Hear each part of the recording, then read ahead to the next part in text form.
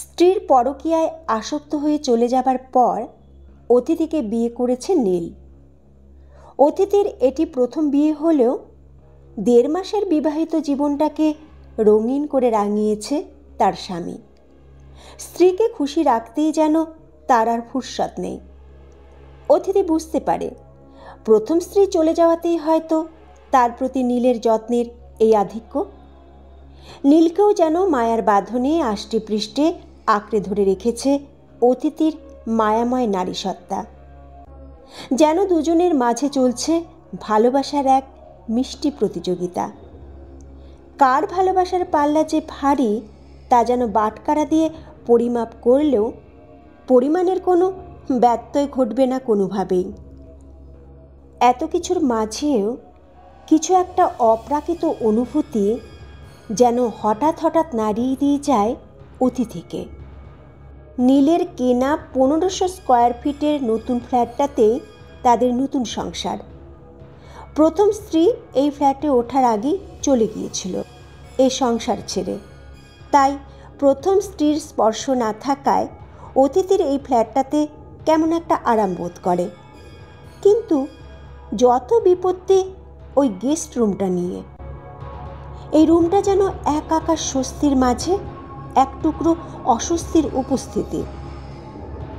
অজ্ঞাত কারণে বিয়ের প্রথম থেকে এই রুমটায় এলে অতিথি যেন কোনোভাবেই টিকতে পারে না। সবেধন নীলমণি নীলের বাবা মা না থাকায় তেমন কোনো আত্মীয় স্বজন এ বাড়িতে আসে না বলে এই গেস্ট রুমটাকে ছোটোখাটো একটা লাইব্রেরি বানিয়েছে সে। গ্রন্থকীট নীলের নানা দেশের নানা লেখকের বইয়ে ঠাসা কাচে ঘেরা ছাদস্পর্শী আলমারিটাকে অসামঞ্জস্যভাবে বিভক্ত করেছে একটা পিলার। এই পিলারটাই যেন অসহ্য অনুভূতিকে প্রগাঢ় করতে বদ্ধপরিকর। অথচ এই পুরো ফ্ল্যাটে এই রুমটা নীলের সবচেয়ে পছন্দের। ছুটির দিনগুলোতে নীল খুব করে চায় অতিথির সাথে গল্প করতে করতে এই রুমটায় বসে চা খেতে। কিন্তু এখানে কয়েক মিনিট কিংবা কয়েক ঘন্টা তো দূরে থাক, কয়েক সেকেন্ডের জন্য এসে দাঁড়ালেও অতিথির পুরো শরীরটা কেমন যেন অবশ হয়ে আসতে শুরু করে। তা কি করে বোঝাবে সে নীলকে? বই পড়তে ইচ্ছে হলেও কোনো রকমে বই নিয়ে এখান থেকে পালাতে পারলেই যেন সে বাঁচে। কিন্তু এভাবে আর কতদিন?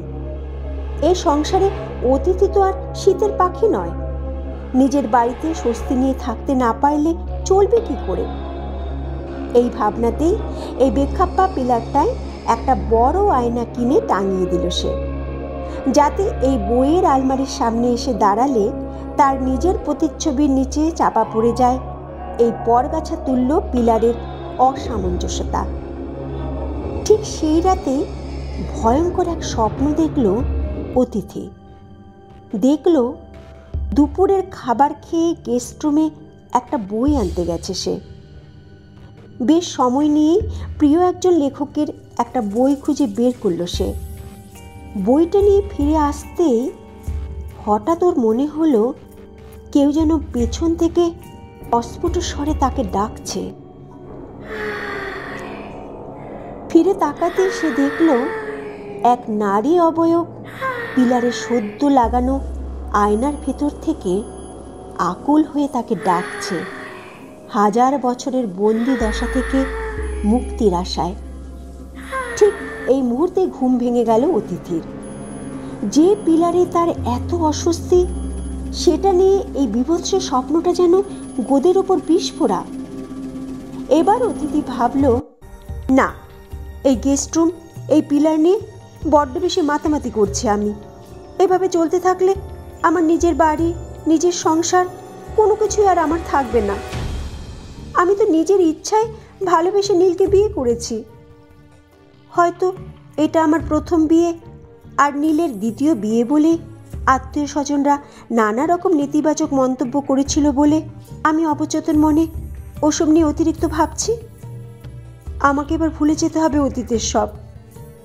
আজ থেকে আমাকে ভাবতে হবে আমি নীলের বর্তমান, আমি ওর ভবিষ্যৎ, আর ওর অতীত কি আমি জানি না। ব্যাস, কাল থেকে আমার নতুন সংসার, আমি আবার নতুন করে গোছাবো। এভাবে আর চলতে দেওয়া যায় না।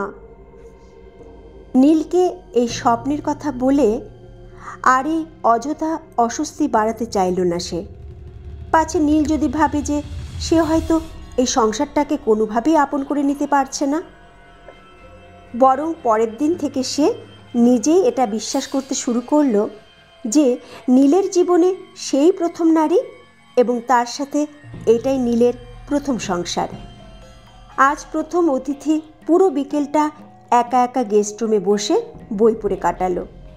সত্যি তার আর আগের মতো সেই অস্বস্তি লাগছে না। সে নিজের মনেই মুচকি হাসল আর ভাবল, বনের বাঘ খায় না, মনের বাঘ খায়। প্রবাদটি যথার্থই বলে লোকে। সারাদিন সে সংসারে টুকটাক কাজ করেই কাটিয়ে দিল। নিজের সাথে নিজের দ্বন্দ্বযুদ্ধ কাটিয়ে ওঠার প্রয়াসে আজ যেন হঠাৎ করে এই সংসারটাকে আরও বেশি আপন মনে হতে লাগলো তার। সন্ধ্যার দিকে নীল ফিরল। অতিথি, একটা ঝামেলায় পড়ে গেলাম যে। কিসের ঝামেলা? অফিসের কাজে আমাকে কাল ভোরেই খুলনা যেতে হবে 3 দিনের জন্য। আবার সেখানে স্ত্রীকেও নিয়ে যাওয়া যাবে না। যেতে হবে যাবে, এতে ঝামেলা কিসের? ওমা, ঝামেলা না। তুমি এই বাড়িতে একেবারেই নতুন, তার উপর এই বিল্ডিংয়ে কাউকে চেনো না। কোনো বিপদ আপদ হলে কি করবে তুমি? এটা কোনো ঝামেলা হলো নীল? আমি একা থাকতে মোটেই ভয় পাই না। আর তাছাড়া আমার সংসারে আমি নতুন হব কেন? আর কাউকে চিনি না তো কাল গিয়ে চিনে নেব। এসব নিয়ে তোমাকে মাথা ঘামাতে হবে না, বুঝলে? শোনো, তুমি বরং কাল ভোরেই রাজশাহীতে তোমার বাবার কাছে চলে যাও কদিনের জন্য। আচ্ছা, তুমি কি পাগল হলে বলো তো? রাজশাহী কি বাড়ির কাছে যে যখন ইচ্ছে হলো চলে গেলাম? আর আমি তো ইউনিভার্সিটিতে 3-4 দিনের বন্ধ পেলে বাড়ি যেতাম না, হস্টেলে থেকে যেতাম। আর এটা তো আমার নিজের সংসার। তাহলে কি করবে? আহা, এত ভাবছো কেন বলো তো? আচ্ছা, আমার কথা শোনো। এটা কি তোমার জীবনের শেষ ট্যুর? তোমাকে তো প্রায়ই এমন ট্যুরে যেতে হবে, তাই না? আমি কি 2 দিন পর পরই রাজশাহীতে চলে যেতে পারবো? আমাকে তো একা থাকতে অভ্যস্ত হতে হবে নীল। তুমি নিশ্চিন্তে যাও। আমি যদি একা থাকতে না পারি তাহলে টিকিট কেটে রাজশাহীতে চলে যাব। এবার কিছুটা স্বস্তি পেল নীল। পরদিন খুব ভোরে উঠেই নীল চলে গেল। আজ আর তেমন কোনো কাজ নেই ভেবে ইউনিভার্সিটির প্রিয় বান্ধবী প্রিয়ার সাথে সারাটা দিন টই টই করে ঘুরে কাটালো অতিথি। বাড়ি ফিরল সন্ধ্যার দিকে। ছোটবেলা থেকেই বেশ সাহসী স্বভাবের হওয়ায় এই 3 বেডের ফ্ল্যাটটাতে একা রাত্রি যাপন করতে তেমন কোনো অসুবিধা হলো না তার। সিনেমাখোর অতিথি নেটফ্লিক্সে একটা সিনেমা দেখতে দেখতে গভীর ঘুমে তলিয়ে গেল সহসাই। ঘড়িতে 3:15। অকস্মাৎ উদ্ভ্রান্তের মতো ঘুম থেকে জেগে উঠল সে। এসির মধ্যেও ঘেমে নিয়ে একাকার। আবারও স্বপ্ন। স্বপ্ন নয়, দুঃস্বপ্ন। সেই ভয়াবহ দুঃস্বপ্ন। একা এই ফ্ল্যাটে এই গভীর রাতে প্রচণ্ড ভয়ে অতিথির প্রাণ ওষ্ঠাগত। কারণ সে হুবহু সেই স্বপ্নটাই আবার দেখেছে। গেস্ট রুমে পিলারের ভেতর থেকে সেই নারী অবয়ব তাকে হাতছানি দিয়ে ডাকছে, বন্দিশালা থেকে মুক্তির প্রত্যাশায়। এবার ভীষণ ভয় পেয়ে গেল সে। ভাবছে কালই প্রিয়ার বাসায় চলে যাবে সে। প্রিয়া এই 3টে দিন ওর বাসায় থাকার জন্য এত করে বলেছিল, আর এখন নিজেকে বেশি বোঝার জন্য প্রচণ্ড রাগ হচ্ছে অতিথির। বাকি রাতটার ঘুম হলো না তার। এপাশ ওপাশ করতে কানে ভেসে এলো ফজরের আজানের শব্দ। অতিথি ভেবেছিল সকাল সকালই চলে যাবে প্রিয়ার বাসায়, কিন্তু ভোরের আলো ফুটতেই ভয় যেন হুট করে হাওয়াই মিঠাইয়ের মতো মিলিয়ে গেল। তাই সে ভাবল বিকেলেই যাবে বন্ধুর বাসায়। আজ বরং সে বিল্ডিংয়ের বাকি ফ্ল্যাটের সবার সাথে পরিচিত হবে। নীল থাকলে রান্নাবান্না ঝামেলায় তো আর কোথাও যাবার সময় থাকে না। আজ যেহেতু কাজ নেই, তাই আজই যাবে সে। 7 তলা বিল্ডিংটার নিচতলার পুরোটাই গ্যারেজ। প্রতি তলায় 1 ইউনিট বলে ওদের ফ্ল্যাট বাদে বাকি থাকে 5টা ফ্ল্যাট। অতিথি প্রথম গেল 2 তলায়। 40 ভদ্রমহিলা ওকে দেখে খুব খুশি হলেন। তিনি এই বাড়ির জমির মালিক। জমিটি ডেভেলপার কোম্পানিকে দিয়ে দেওয়ায় তিনি এই বিল্ডিংয়ের 3টা ফ্ল্যাট পেয়েছেন। ভদ্রমহিলা খুবই অতিথিপরায়ণ। তিনি সাগ্রহে অতিথিকে পুরো বাসাটা ঘুরে দেখালেন।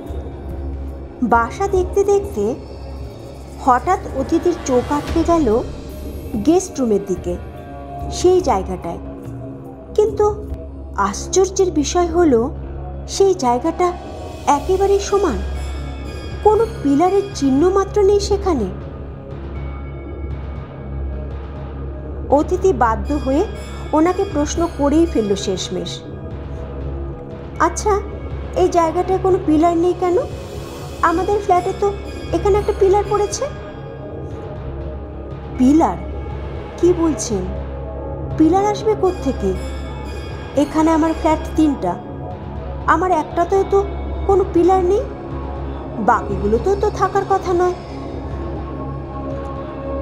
ভীষণ অবাক হলেও অতিথি আর কোনো কথা বলল না, বরং ওনার সাথে হাসি বিনিময় করে খুব দ্রুত সেখান থেকে বেরিয়ে এসে ভদ্রমহিলার বাকি ফ্ল্যাট দুটো বাদে অন্য দুটো ফ্ল্যাটে পরিচিত হবার ছুতোয় পুরো বাড়ি ঘুরে ঘুরে দেখল।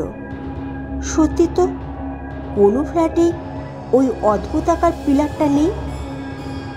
বাসায় ফিরে অতিথি আর এক মুহূর্ত দেরি না করে সে পাশের আন্ডার কনস্ট্রাকশন বিল্ডিং থেকে একজন রাজমিস্ত্রিকে দারোয়ান দিয়ে ডেকে আনালো। এবার চলছে পিলার ভাঙার কাজ। কেন এই পিলারকে নিয়ে ওর মনে এত অস্বস্তি? কেন সে একই স্বপ্ন পরপর 2বার দেখল? কি রহস্য লুকিয়ে আছে এই পিলারের মাঝে? এইসব প্রশ্নের উত্তর ওকে জানতেই হবে আজ। খুব বেশি সময় লাগলো না। আনাড়ি হাতের ইটের গাঁথুনি ভাঙতে খুব বেশি বেগ পেতে হলো না অভিজ্ঞ রাজমিস্ত্রির। পিলারের অন্ধকারচ্ছন্ন ধ্বংসস্তূপের ভেতর থেকে বেরিয়ে এলো একটা কঙ্কাল। নীলের কাবার্ডে অতি যত্নে রাখা প্রথম স্ত্রীর সাথে ফ্রেমবন্দি মায়াময় ছবিতে তার স্ত্রীর হাতের আংটির সাথে কঙ্কালের অনামিকায় আটকে থাকা হীরের আংটিটাও মিলে যাচ্ছে অবিকল।